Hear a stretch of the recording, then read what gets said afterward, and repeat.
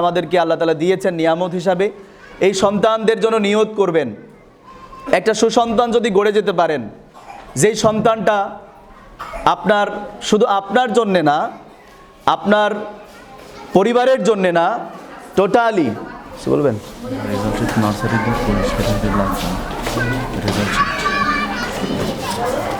কি করবেন, এটাই তো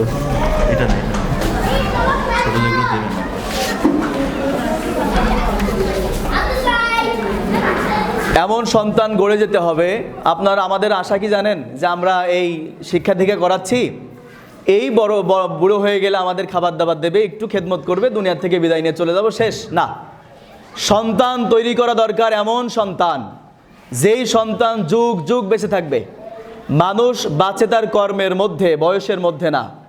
শরীফ ওসমান হাদি দুনিয়ার থেকে বিদায় নিয়ে চলে গেলেন, কিয়ামত পর্যন্ত মানুষগুলো এই শরীফ ওসমান হাদিকে স্মরণ করবে।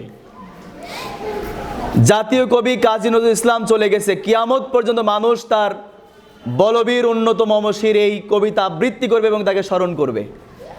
এমন এমন মানুষ দুনিয়ার থেকে বিদায় নিয়েছেন। আল্লামা সাঈদী চলে গেছেন, তাকে মানুষ স্মরণ করবে। জিয়াউর রহমান চলে গেছে, তাকে মানুষ স্মরণ করবে।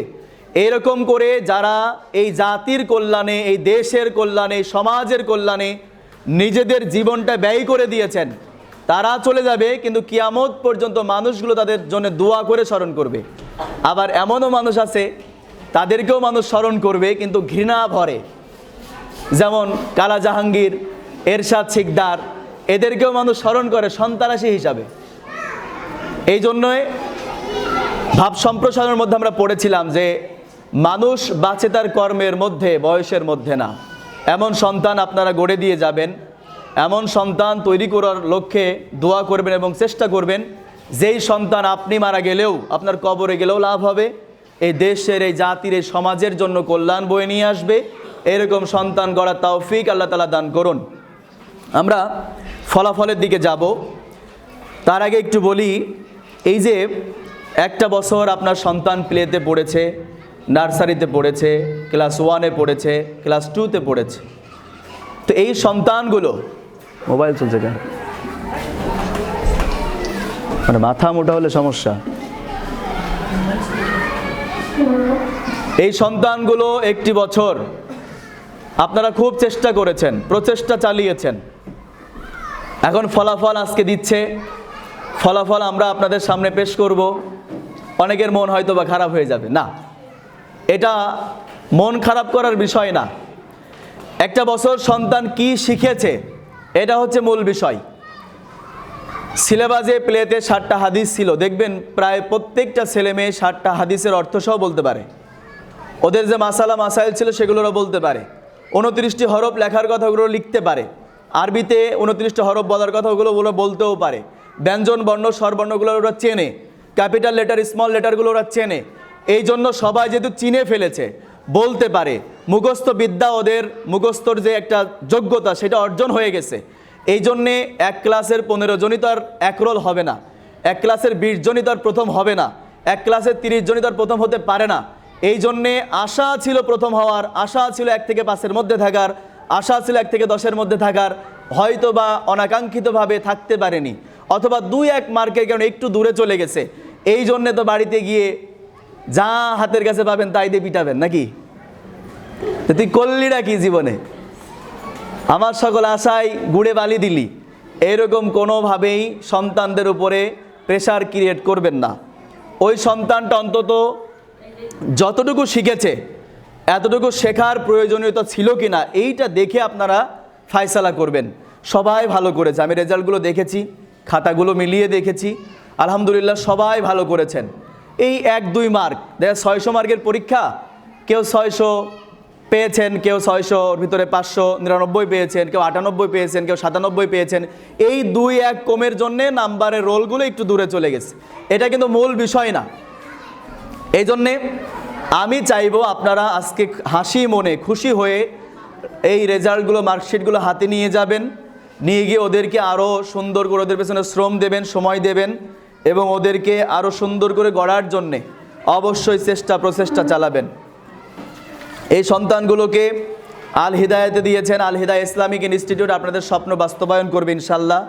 আল হিদায়া ইসলামিক ইনস্টিটিউট যদি স্বপ্ন না থাকতো তাহলে আবার এই যে রিস্ক নিয়ে এরকম কঠিন সিদ্ধান্ত নিয়ে আরেকটা শাখা খুলতো না।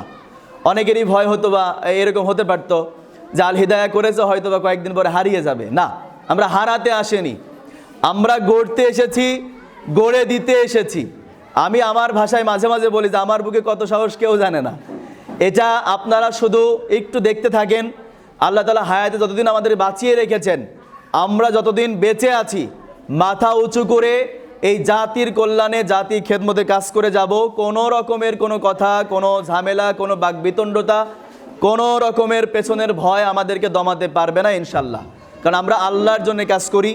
কে কি বলল, কে কি করলো, কে টেনে ধরলো আল হিদায়াকে, এইটা আল হিদায়া দেখবে না ইনশাল্লাহ। আল হিদায়া আল্লাহর প্রতি পূর্ণ আস্থা বিশ্বাস নিয়ে সামনে এগিয়ে যাবে। আপনারা দোয়া করবেন যেন আল্লাহ তাআলা আল হিদায়া ইসলামিক ইনস্টিটিউটকে কিয়ামত পর্যন্ত কবুল এবং মঞ্জুর করেন, এই জাতির খেদমতে কবুল করেন। আমি থাকবো না একদিন, মোল্লা মানিক থাকবে না, কিন্তু প্রতিষ্ঠান থাকবে। আপনাদের সন্তান একদিন থাকবে না, আসবে ওরা, মানে এই মাদ্রাসায় পড়ার মতো বয়স অতিক্রম হয়ে যাবে, অন্য সন্তানরা এসে অ্যাড হবে, মাদ্রাসা থাকবে ইনশাল্লাহ। সেই পরিপ্রেক্ষিতেই মাদ্রাসা এগিয়ে যাচ্ছে।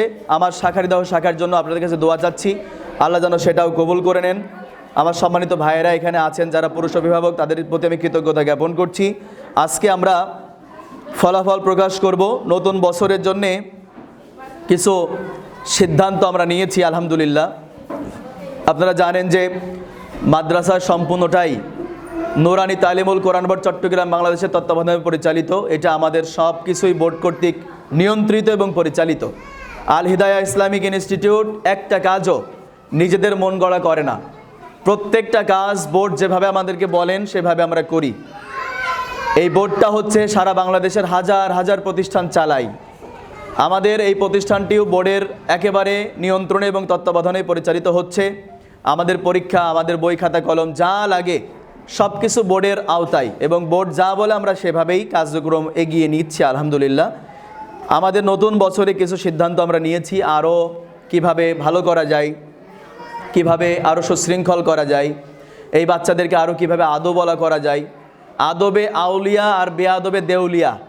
আদবে মানুষগুলো মনের দিক থেকেও বড় হয়, বড় লোক হয়ে যায়, ধনী হয়ে যায়, আর যারা বেআদব হয় এরা দেউলিয়া মানে ফকির হয়ে যায়।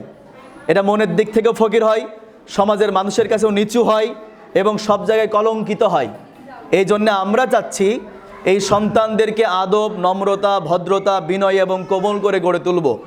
আল্লাহ রাসূল সাল্লাল্লাহু আলাইহি ওয়াসাল্লাম হাদিসের মধ্যে বলেছেন, যেই ব্যক্তিগুলো কোমল এবং নমনীয় হয় আল্লাহ তাদেরকে উপরে উঠতে আরও সহজ করে দেন। মানে যার ব্যবহার যত নরম, যার ব্যবহার যত কোমল, যার কথাবার্তার মধ্যে যত বিনয়ী ভাব, আল্লাহ তাকে উপরে উঠতে তত সহজ করে দেন। এই জন্যে খবরদার কেউ অহংকার বশত থাকবেন না, অহংকার মনের মধ্যে নিয়ে আসবেন না। কোনো সময় কোনো বিষয় আপনার বিরুদ্ধে গেলেও মানে সেই আক্রোশের সাথে, ক্রোধের সাথে ফুলে ফেপে উঠবেন না। সবাই নমনীয় হবেন, বিনয়ী হৃদয়ের হবেন। কোনো বিষয় আপনার বিরুদ্ধে চলে গেছে, এরপরেও আপনি এমন রাগান্বিত হয়ে যাবেন না যেই রাগটা অন্য মানুষের হৃদয়কে ক্ষত করে দেয়, যেই ক্ষোভটা, ক্রোধটা অন্য মানুষের হৃদয় ছিদ্র করে দেয়। এরকম ব্যবহার, আলাপ, আচরণ আপনারা দয়া করে করবেন না। অহংকার মুক্ত থাকবেন, কোমল হৃদয়ের হবেন। আজ আছেন, কালকে নাও থাকতে পারেন। এমন ব্যবহার করে গেলেন, আপনি মরে গেলে মানুষ ইন্নালিল্লাহ জায়গায় আলহামদুলিল্লাহ বলে ফেলছে। এরকম জীবন যেন গঠন না হয়।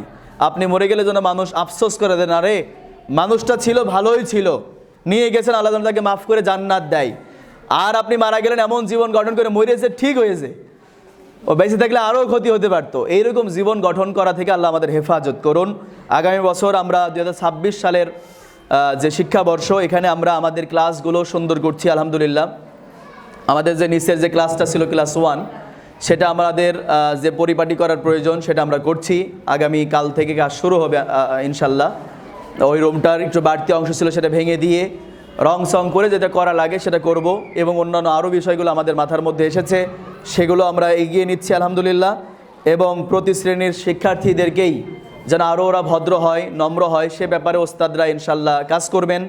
ওস্তাদরা নিজেরাও এই ব্যাপারগুলো সবসময় মাথায় রাখবেন এবং খেয়াল রাখবেন। এবং বাড়তি কিছু বিষয় আমরা অ্যাড করব।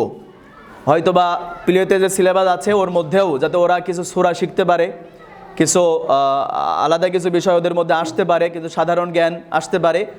এবার খুশির বিষয় হচ্ছে 1 থেকে শুরু করে 3 পর্যন্ত প্রত্যেকটা ক্লাসে বোর্ড একটা করে বই বাড়তি করেছেন, সেটা হচ্ছে সাধারণ জ্ঞান। সাধারণ জ্ঞানের বইটা বোর্ড থেকে বাড়তি দেওয়া হয়েছে, প্লে নার্সারিতে দেওয়া হয়নি, সেটা আমরা করব ইনশাল্লাহ। যে সূরাগুলো প্রয়োজনীয় সেই সূরাগুলো আমরা শিক্ষা দিব, এমনকি অর্থসহ শিক্ষা দিতে পারি, এটা আমরা মাথায় নিয়েছি আলহামদুলিল্লাহ। এবং পড়ালেখার সঠিক মান নিশ্চিতকরণে যা যা করা প্রয়োজন একটা বাচ্চাকে আমরা সেগুলো করব ইনশাল্লাহ। আমাদের নতুনদের ভর্তি কার্যক্রম শুরু হয়েছে, আপনারা জানেন। শাখারিদহ বাজারে প্রায় 70 জন প্রতিশ্রুতি দিয়েছেন আলহামদুলিল্লাহ, যারা আমাদের প্লে থেকে শুরু করে ক্লাস 2 পর্যন্ত ভর্তি হচ্ছে। অনেকে প্রতিশ্রুতি দিয়েছেন ভর্তি হবে, খুবই আলহামদুলিল্লাহ আগ্রহের সাথে মানুষগুলো ওটা গ্রহণ করছে। শাখারিদহ প্রতিষ্ঠান যাওয়াতে সবাই খুশি হয়েছে। এখানেও আমাদের নতুন বছরের ভর্তি হয়েছে অনেকেই, আরও ভর্তি হবে আমরা আশা করছি। আপনারা নতুনদেরকে ভর্তি করার জন্য একটু উৎসাহিত করবেন। আপনারা যদি এই ভর্তিটা করতে পারেন, আর কিছু না হোক সওয়াব তো পাবেন। কারণ আপনারা জানেন কোরআনের মধ্যে আল্লাহ তাআলা বলেছেন, যে ব্যক্তি ভালো কাজের সুপারিশ করে, ভালো কাজ যে করে এবং যে সুপারিশ করে সমান সওয়াবের অধিকারী হয়। সূরা নিসার একটা আয়াত, আল্লাহ বলছেন যে ব্যক্তি খারাপ কাজ করে এবং খারাপ কাজের সুপারিশ করে, খারাপ কাজ করলে যে গুনাহ হয়, সুপারিশ করলে একই গুনাহ হয়। এই জন্য একটা সন্তানকে যদি আপনি দ্বীনি শিক্ষায় শিক্ষিত করার উদ্দেশ্যে উৎসাহিত করতে পারেন, পিতামাতাকে বুঝিয়ে মাদ্রাসায় পড়াতে পারেন, তাহলে অন্তত সওয়াবের অংশটা আপনার আমলনামায় আসবে। এই লক্ষ্যে আপনারা কাজ করবেন। আল হিদায়া আপনাদের দোয়া এগিয়ে যাক, আল হিদায়া কিয়ামত পর্যন্ত কায়েম থাক। আল হিদায়া ইসলামিক ইনস্টিটিউট আপনাদের সন্তানগুলো মানুষের মতো মানুষ হয়ে গড়ে উঠুক। আমাদের ক্লাস 3 পর্যন্ত হাতে দিয়ে দেন, ওই সন্তানকে আমরা সুসন্তানে পরিণত করার জন্যে যা যা প্রয়োজন ইনশাল্লাহ আমরা ওয়াদাবদ্ধ, প্রতিশ্রুতিবদ্ধ, আমরা আমানত রক্ষা করব এবং আমানত অনুযায়ী কাজ করে যাব ইনশাল্লাহ। আজকে আমাদের ফলাফল দেওয়া হবে প্লে নার্সারি এবং প্রথম এবং দ্বিতীয় শ্রেণীদের। সবাই ভালো করেছেন আলহামদুলিল্লাহ, আমরা পেয়েছি তাদেরকে। আমরা ফলাফল ঘোষণা করব এখনই। তার আগে একটু জানিয়ে রাখি, আমাদের এবছরে যারা পুরাতন আছেন, এখানে তো সবাই পুরাতন, মানে যারা ছিলেন গত বছর এবং এর আগের বছরও ছিলেন, তো তাদের যারা প্লেতে ছিলেন তারা নার্সারিতে উঠবে। নার্সারিগুলো প্রথম শ্রেণীতে, প্রথম শ্রেণী ক্লাস 2তে, ট্যুরগুলো 3তে উঠবে। তো এদের আমি একটু হিসাবটা জানিয়ে দিচ্ছি যেন আপনাদের মনে থাকে। আমাদের বই কিন্তু নভেম্বরে চলে এসেছে। শুধু বই না, বইয়ের সাথে 8টা খাতা, এরপরে চক, সিলেট, পেন্সিল যা লাগে সেগুলো, ডায়েরি একটা এবং বেতন কার্ড, এরপরে পরিচয়পত্র, যেটা আইডি কার্ডটা আমাদের গতবার ছিল না, আমরা মাদ্রাসার প্রথম হওয়ার কারণে করতে পারিনি। এবার আমরা সিদ্ধান্ত নিয়েছি প্রত্যেকটা বাচ্চার গলায় আইডি কার্ড ঝুলবে ইনশাল্লাহ।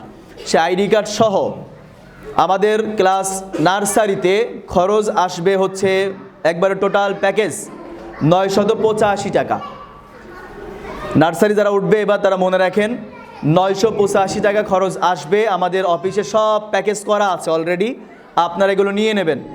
985 টাকা আসবে নার্সারিতে এবং সেশন ফি 500 টাকা, 1000 টাকা ভর্তি ফি নতুনদের।